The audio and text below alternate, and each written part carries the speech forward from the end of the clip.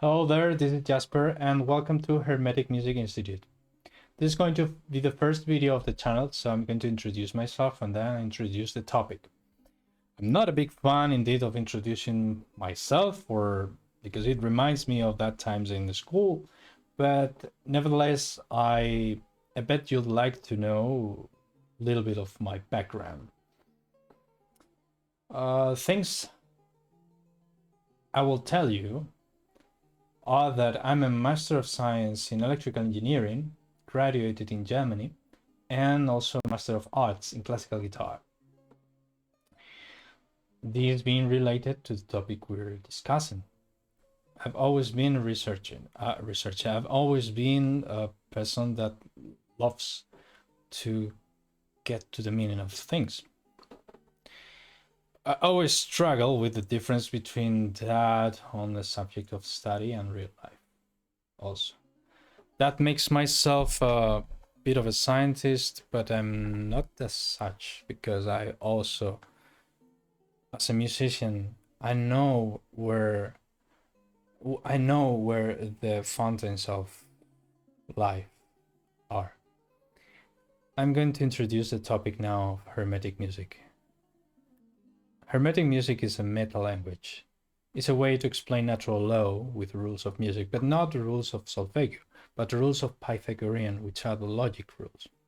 Logic meaning related to logos, which comes from God, not from this pseudo logic that scientism has taken, or also the conservatories has taken.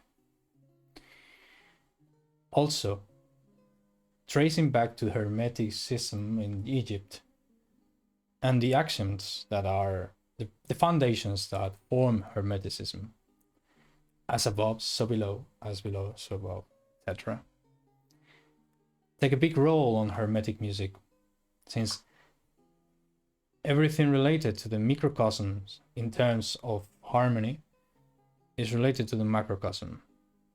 They follow the same rules. They synchronize each other. Same movements of the spheres of the planets are inside us.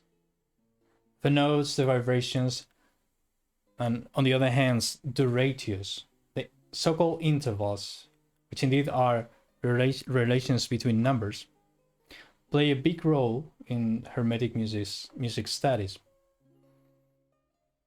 All of this show a way for understanding reality, for understanding the physics and the metaphysics, for going that little road in between them. This has been a tradition. That's why Hermeticism is a word. It has been a tradition from Egypt, as long as we know. But they had several phases, and it had several phases till now.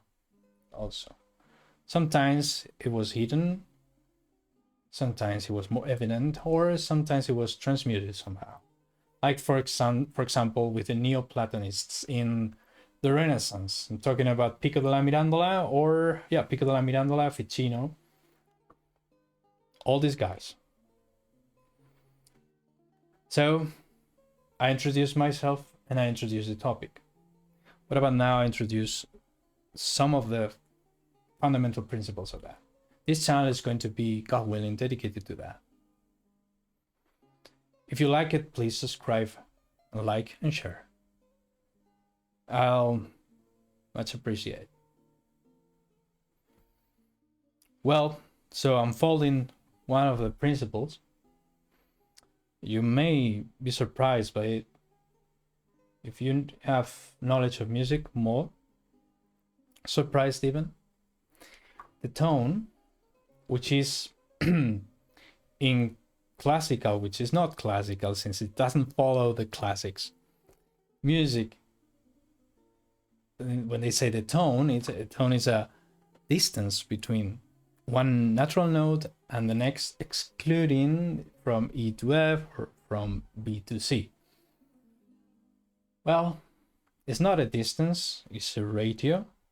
It applies here. It has its meaning all around the microcosm, and it sounds whether good or bad. Is it tone? Is it semitone? Well, the interval, I'm talking generally, can be harmonious, can be consonant or dissonant, concordant or discordant. But I'm talking about the tone. The tone in Hermetic music, coming from the Pythagorean tradition, it's a ratio of 9/8, the vibration of the frequency. You've got one vibration, you've got one oscillation, meaning a note, something that has a height, and you apply a factor of 9/8. That is not just numbers. 9 is symbolic, 8 is symbolic, but they are concrete and they apply to a frequency, and they got another one, which is a secondary note. Well, I may explain it later, and there's a book. I didn't mention I published book in Spanish, but now there's a book translated into English, so you may acquire. But in this video, I'm just introducing things. So you've got the tone, and the tone is defined by the ratio 9/8. All right. So in classical music, they say the fundamental particle of the scale is the semitone, since you have 12 of them. But in Pythagorean, you have the tone. Since the tone applied to the first note, we can call it C or not, but apply to the first tone and then apply to the second, leaves a space between that that third note and the fourth, which was already there, since the 4/3, meaning the fourth, was already there. I explained that later in the video. So that is a remaining part. Same from G to C. At the end, there's from B to C, a semitone, but tone, tone, tone, and semitone. Whole, half step, right? So you have a whole step, you have a half step, and then the remaining part is a half step. That's called a lemma, and that remaining part symbolizes shadows. The first two parts symbolize light. But what is this about light and shadow?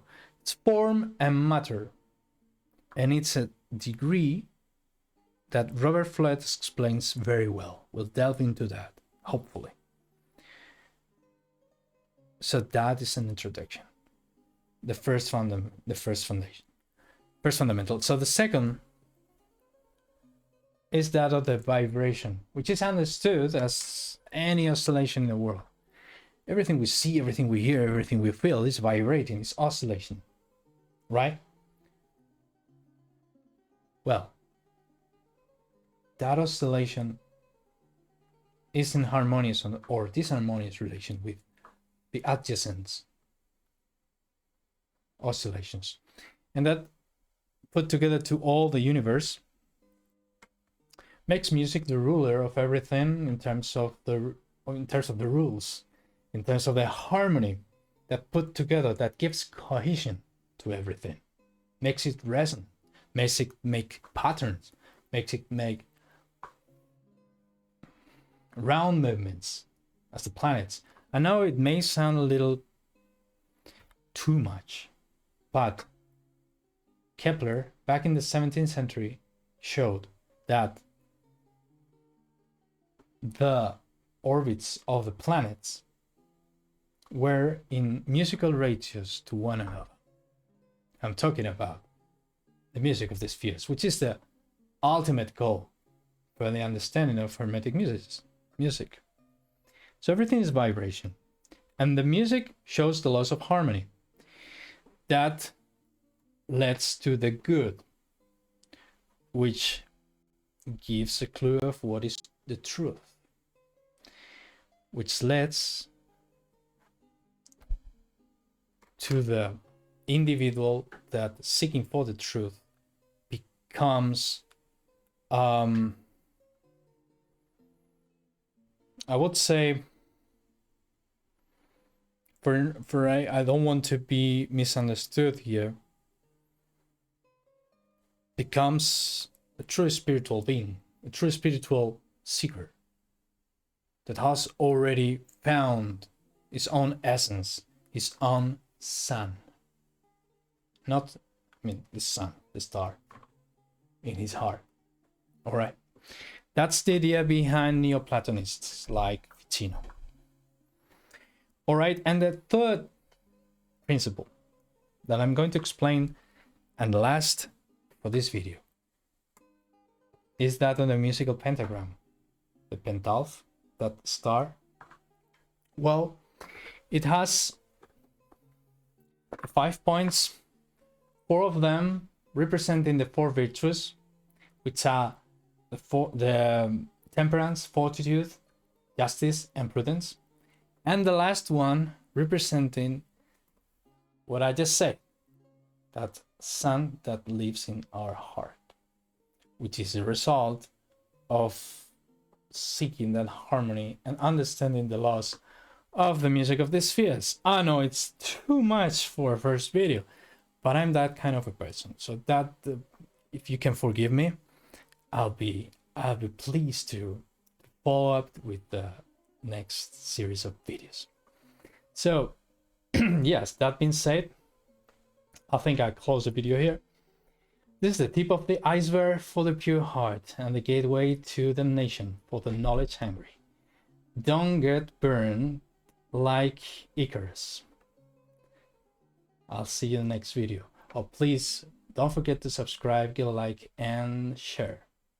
I'll be reading your comments. And forgive about mine.